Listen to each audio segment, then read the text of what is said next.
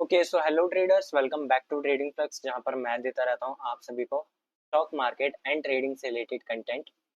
तो आज हम बहुत ही इंपॉर्टेंट टॉपिक पर बात करने वाले हैं, जो कि है रिस्क मैनेजमेंट। अब देखिए, आप जब भी यूट्यूब पर कोई भी वीडियोस देखते हैं तो वहां पर आपको सिंपली ये बताते हैं कि इतना रिस्क मैनेजमेंट रखिए, ये मनी मैनेजमेंट रखिए, ये रिस्क टू रिवॉर्ड रखिए।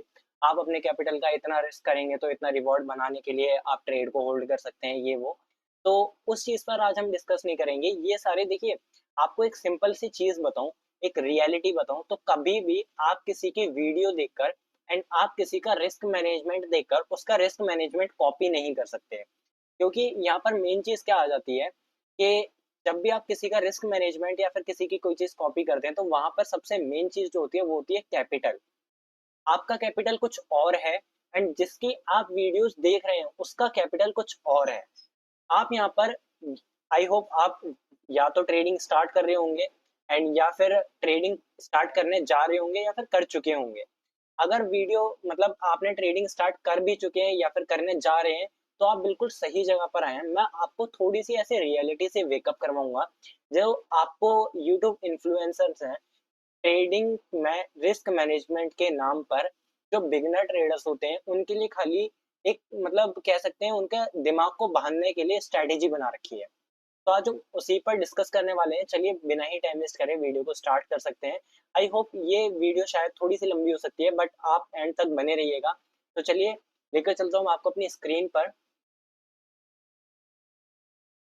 ओके सो देखिए, यहाँ पर सबसे पहले तो मैंने आपको एक पॉइंट बता दिया कि don't copy anyone's risk management. आप कभी भी किसी का भी रिस्क मैनेजमेंट कॉपी मत करिए। रीजन वही है कि जब भी आप रिस्क मैनेजमेंट किसी का यूट्यूब की वीडियो देखकर या कहीं पे और देखकर रिस्क मैनेजमेंट किसी का कॉपी करेंगे तो वहां पर सबसे मेन बात आएगी कैपिटल की, कि आपका कैपिटल कुछ और है, उनका कैपिटल कुछ और है। अब देखिए, जब भी कुछ बड़े लोग ट्रेड करते हैं तो उनको वो ज्यादातर 10 लाख 20 लाख ऐसे कैपिटल से ट्रेड कर रहे हैं। और आपका कैपिटल क्या है? नॉर्मली या तो 10,000 है, ज्यादा से ज्यादा 20,000 है, और बहुत ज्यादा है तो आपका कैपिटल 1 लाख तक हो सकता है। ठीक है, लेकिन अब जो चीज 10 लाख के लिए लागू हो रही है, 10 लाख वाला तो अपने कैपिटल का 1% रिस्क लेगा। तो 10,000 रुपए वो रिस्क ले सकता है अगर वो 1% भी रिस्क लेगा अपने कैपिटल का, जो 10 लाख से ट्रेड कर रहा है। और यहाँ पर 1% का अगर आप रिस्क लेंगे तो आपको पता ही नहीं लगेगा, आपको लगेगा इतनी ये तो बहुत छोटा एसएल बन रहा है। ठीक है, तो इसलिए आप दोनों का मतलब जो 1 लाख से ट्रेड कर रहा है, जो 10 लाख से ट्रेड कर रहा है, उनके जो रिस्क मैनेजमेंट या रिस्क रिवॉर्ड रेशियो होता है उसमें काफी ज्यादा मतलब डिफरेंस आ जाता है। अब यहाँ पर एक हार्श रियलिटी बता दूं आपको कि आप अपनी गलती को हमेशा एक्सेप्ट करना सीखिए। मैंने भी अपनी गलतियां की, गलतियों को जब एक्सेप्ट करा तो गलतियों को एक्सेप्ट करने के बाद ही आज मैं इस लेवल पर आ पाया हूँ। सबसे मेन चीज होती है एक्सेप्टेंस। आप नोटिस करेंगे कि जो बंदा अपनी लाइफ में ट्रेडिंग से अलग में अगर मैं बात करूं तो ट्रेडिंग में या अपनी लाइफ की जर्नी में अगर वो बंदा कहीं भी गलतियों को एक्सेप्ट करना नहीं सीख रहा है तो वो सक्सेस के आगे नहीं जा पाता, उसका डाउनफॉल ही रहता है हमेशा। वो बंदा सक्सेस नहीं हो पाता जो बंदा अपनी गलतियों को एक्सेप्ट नहीं कर पाते। ठीक है, तो मैं पहली चीज बता दी कि आपको सबसे पहले तो अपनी गलती एक्सेप्ट करनी है। अब वो गलती क्या हो सकती है? लाइक आपने कोई ट्रेड लिया, आप ट्रेड कर रहे हैं, ठीक है, वहां पर आपका कोई भी एक एसएल हो गया। ठीक है, अब वो ट्रेड आपने क्या लॉजिक पर लिया था, क्यों आपका एसएल हुआ, क्या मतलब क्या चीजें आपने फॉलो की, उनमें अगर कोई मिस्टेक आती है तो आप उस चीज को एक्सेप्ट करिए, नोट डाउन करिए कि हाँ मेरी यहाँ पर ये गलती है। लेकिन काफी ट्रेडर्स मार्केट से लड़ने बैठ जाते हैं कि नहीं मेरी गलती नहीं है या फिर स्ट्रेटेजी काम कर सकती है, ये वो। आप बैक टेस्टिंग करिए उस स्ट्रेटेजी की, लेकिन लॉस मत मेक करिए। ठीक है, अगर आप स्टार्टिंग में, तो नॉर्मल सी बात है भाई, स्टार्टिंग में जब भी आप ट्रेडिंग में आ रहे हैं तो नॉर्मल सी बात है, स्टार्टिंग में आपको लॉस करना ही करना है।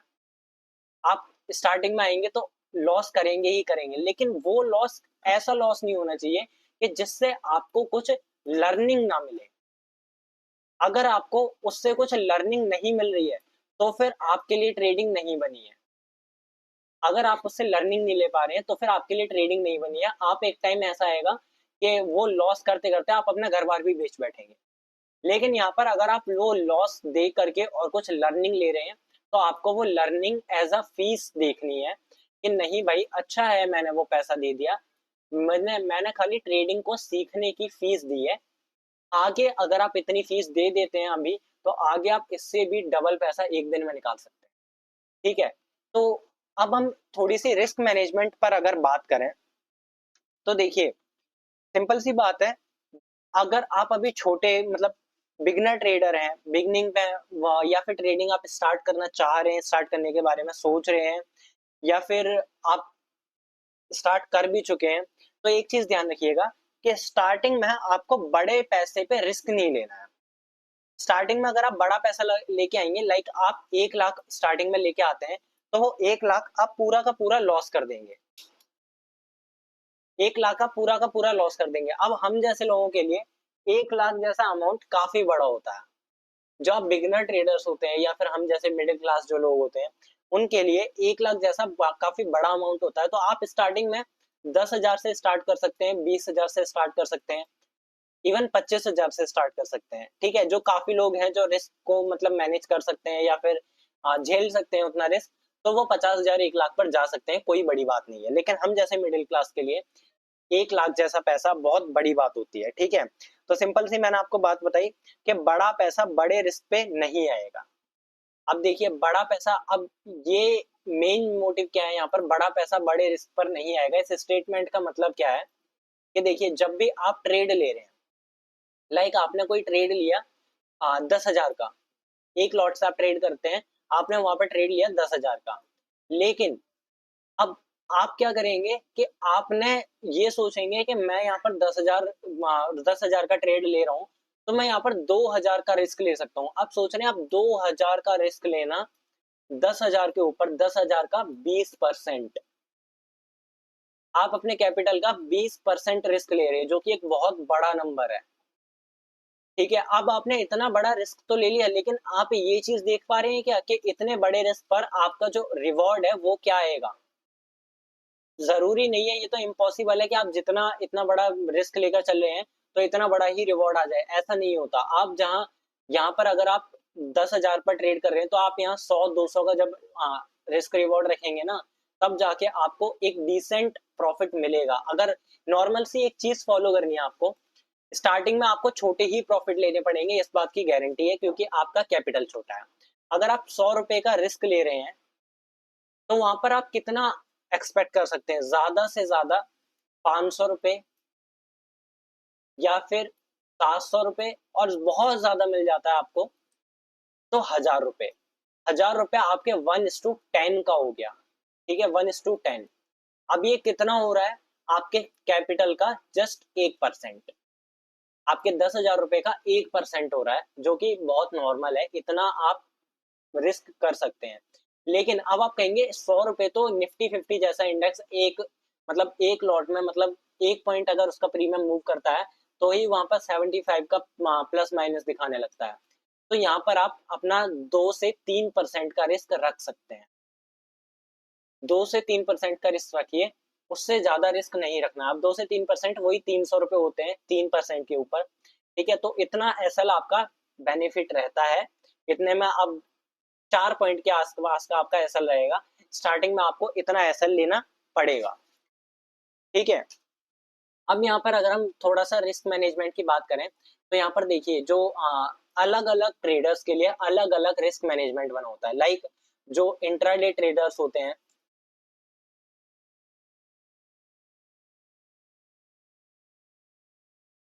इंट्राडे ट्रेडर्स के लिए नॉर्मली 1% का रिस्क होता है, जो मतलब सुबह से लेके शाम तक मतलब मार्केट क्लोजिंग तक ट्रेड करते हैं, तो उनके लिए 1% का रिस्क होता है। ये मैं आपको वो चीजें बता रहा हूँ जो मतलब बिल्कुल किताबी भाषा है, जो नॉर्मल मतलब रूल्स के हिसाब से चीजें बनाई गई हैं, वो चीजें मैं आपको बता रहा हूँ according to rules. 1% intraday traders के लिए रिस्क होता है, स्कैल्पर्स के लिए 0.5% का रिस्क होता है। लेकिन आप यहाँ पर इंट्राडे ट्रेडर्स नॉर्मली 2% का रिस्क ले सकते हैं, और स्कैल्पर्स तो अगर 1% का रिस्क लें तो वो बहुत ज्यादा हो जाता है। ठीक है, इंट्राडे ट्रेडर्स 2 से 3% का मैक्स रिस्क ले सकते हैं। मैक्स मैक्स जो है मैक्सिमम रिस्क 2 से 3% का ही होना चाहिए। ठीक है, और यहाँ पर स्कैल्पर्स के लिए तो 1% मैंने आपको बता ही दिया। अब एग्जाम्पल के लिए अगर मैं बताकर चलूँ तो देखिए, आपका कैपिटल है अगर 25,000, मैं यहाँ पर 25,000 एग्जाम्पल के लिए लेकर चल रहा हूँ। 25,000 आपका कैपिटल है, और अगर आप यहाँ पर 1% का रिस्क रखेंगे तो आपका जो रिस्क निकल कर आएगा वो आएगा 250 रुपए का, 250। और वहीं आप 3% का रिस्क लेकर चलेंगे 25,000 वालों के लिए तो आपका आएगा 750। अब निफ्टी 50 जैसे इंडेक्स में 750 यानी 10 पॉइंट का एसएल काफी, मतलब काफी अच्छा एसएल हो जाता है। जो काफी अच्छा इन द सेंस के काफी बड़ा एसएल हो जाता है। ठीक है, 10 पॉइंट का एसएल समझ रहे हैं आप, काफी बड़ा एसएल है। और यहाँ पर आप जब 1% 3% का 25,000 पर एम कर रहे हैं रिस्क, तो यहाँ पर आप 1:3 का टारगेट बड़े प्यार से देख सकते हैं। 1:3 या फिर 1:4 का टारगेट आप फॉलो करके चल सकते हैं। ठीक है, तो इस टाइप से आप जब ट्रेडिंग करेंगे तो आपका थोड़ा सा मतलब माइंडसेट थोड़ा सा चेंज होगा। एंड आई होप ये वीडियो आपके लिए काफी इंपॉर्टेंट रह सकती है। ये वीडियो आपकी साइकोलॉजी चेंज कर सकती है। अब स्टार्टिंग में आपको हमेशा छोटे छोटे ही प्रॉफिट करने पड़ेंगे, क्योंकि स्टार्टिंग में आपका कैपिटल ही छोटा है।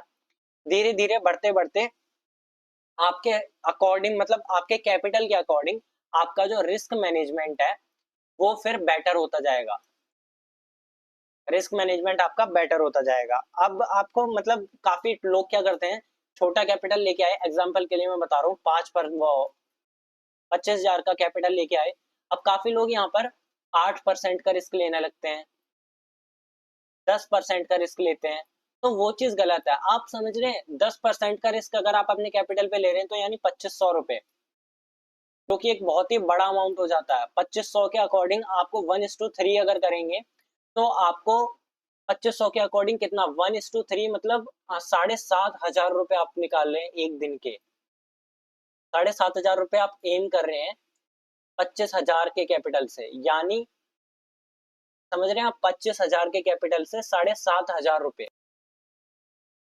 तो आप यहाँ पर अपने कैपिटल का 30% तक वो बना रहे हैं। अब सोच रहे एक दिन में, एक ट्रेड में आप अपने कैपिटल का 30% रेवेन्यू बनाना, ऐसा नहीं है कि इम्पॉसिबल है, लेकिन बहुत बड़ी बात होती है भाई। यहाँ लोग 2-2, 3-3% का एम करते हैं और आप डायरेक्ट 30% का एम कर रहे हो, तो काफी, आपको नहीं लगता बहुत ज्यादा बड़ी चीज है ये? तो इसलिए स्टार्टिंग में आपको नॉर्मली 1 से 2% या फिर 3% के आसपास बनाना नॉर्मल रहता है। इतना आप बनाने के लिए एम कर सकते हैं। अगर आप ज्यादा बड़ा पैसा, अब मान लीजिए काफी लोग क्या करते हैं, 25,000 अगर 25 से 50,000 बनाने की एम तो सेट कर लिया, लेकिन वो क्या करेंगे, 25 से 50,000 बनाना है उन्हें। 25 से 50,000 बनाने के लिए वो क्या सोचेंगे कि एक ट्रेड में ले लेता हूँ 10,000 रुपए, ठीक है, और दूसरी ट्रेड में ले लूंगा 15,000 रुपए, तो मेरा टोटल जो है 2 ट्रेड के अंदर 50,000 रुपए बन जाएगा। लेकिन यहाँ पर आप ये देख रहे हैं 10,000 रुपए, अगर आप 25,000 का 10,000 रुपए बना रहे हैं तो कितना बड़ा है भाई, 40% तुम्हारे कैपिटल का तुम एक दिन में निकाल रहे हो। तो ये कोई छोटी बात है?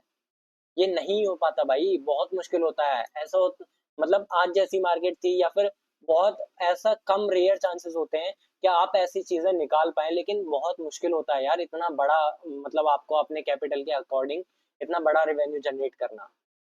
तो स्टार्टिंग में आपको छोटे एम रखने हैं, इतना बड़ा एम नहीं रखना है। अपने छोटे रिस्क रिवॉर्ड लेकर चलिए, छोटा रिस्क रखिए, बड़ा रिवॉर्ड रखिए, आप बड़े प्यार से ट्रेडिंग कर पाएंगे। ठीक है, अब जो बिगनर ट्रेडर्स होते हैं जो, और वो अगर लॉस मेकिंग ट्रेडर्स हैं, तो उनके लिए यहाँ पर एक काफी अच्छा फीचर आपको देखने को मिलता है। सिंपली देखिए, जो भी ट्रेडर्स यहाँ पर लॉस करते हैं तो उनके लिए काफी अच्छी चीज ये होती है कि उनको एक जर्नल मेंटेन करके रखनी होती है।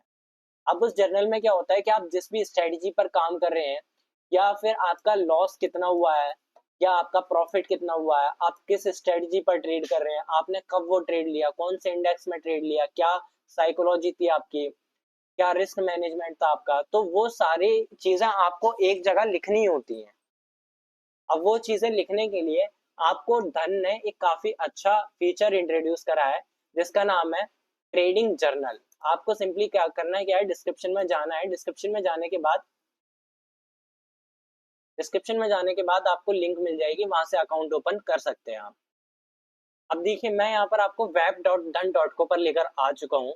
ठीक है, अब आपको सिंपली क्या करना है, यहाँ से प्रोफाइल के सेक्शन पर जाना है एंड जर्नल बाय धन पर क्लिक कर देना है। अब जैसे ही आप जर्नल पर जाएंगे तो यहाँ पर देखिए जो इन्वेस्टर्स होते हैं उनके लिए उनका पोर्टफोलियो स्नैपशॉट दे रखा है, होल्डिंग्स का दे रखा है, आपके जो पास्ट ट्रेड्स होते हैं वो सारी चीजें हैं यहाँ पर। आपके स्टेटमेंट होंगे, profit loss, realise profit loss, tax report, ledger summary, contract note, fund summary, global transaction, dividend pay out, DP charges.